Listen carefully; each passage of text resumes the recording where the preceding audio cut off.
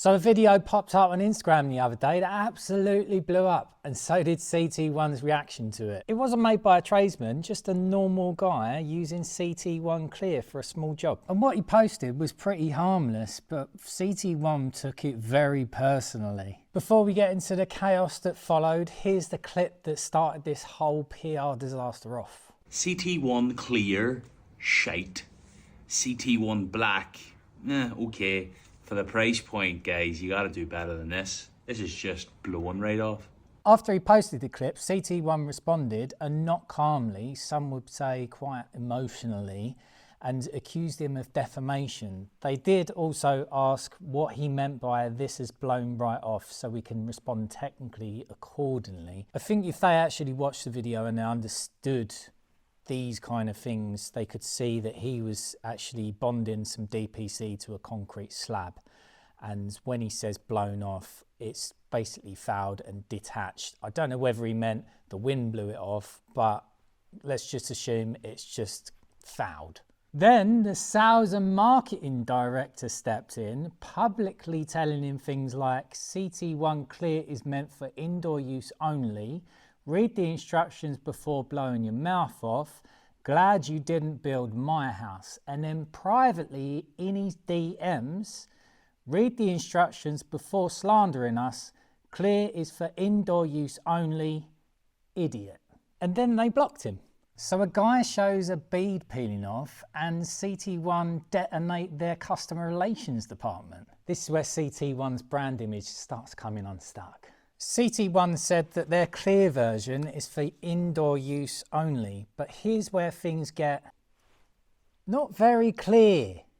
On the tube itself, it says CT1 clear is used predominantly internally and will successfully seal virtually anything. Predominantly does not mean only, and if anything, it implies that it can be used externally, just not that often. And nowhere on the tube or the data sheets does it warn it's not for slabs, it's not for DPC, it's not for exterior substrates, it's not for ground level concrete. So customers would reasonably assume that CT1 could be used for pretty much everything.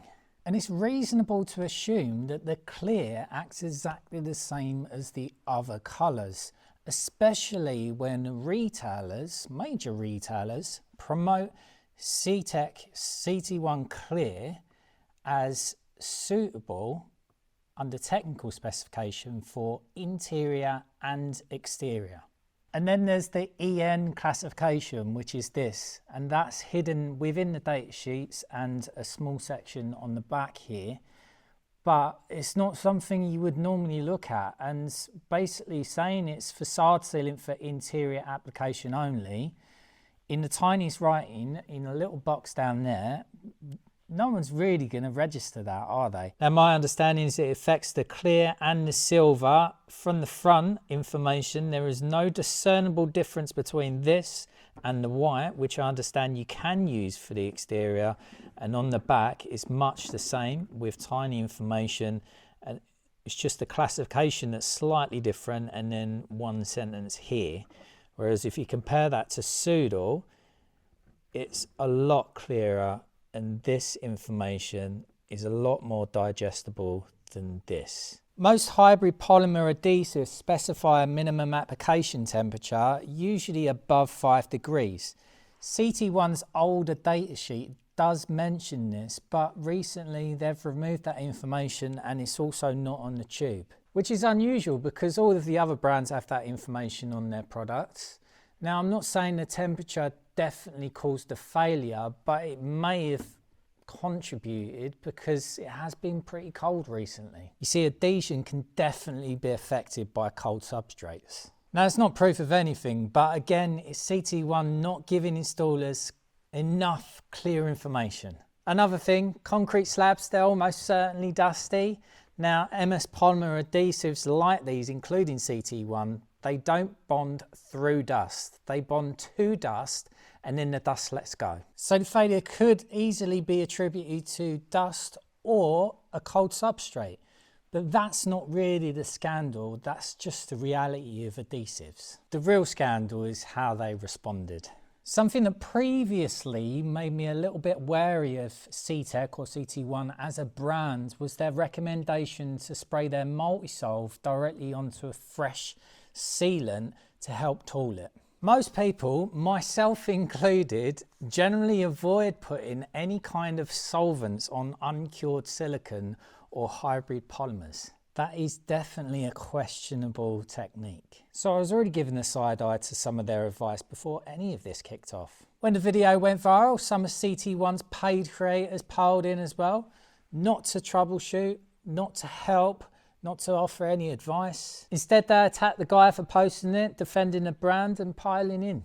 This is where CT1's cult-like reputation comes from. Instead of helping a customer understand the failure, their community, including their paid influencers, went straight for him.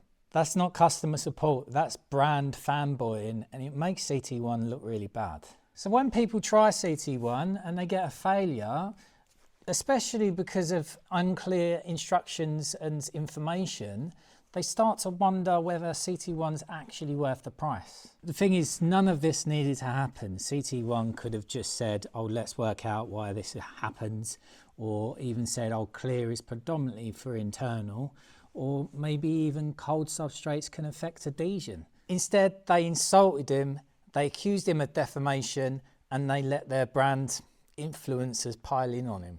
And that's the real scandal. Not the bead failing, their behaviour. And that's why personally I won't ever be using CT1 products ever again. What do you think?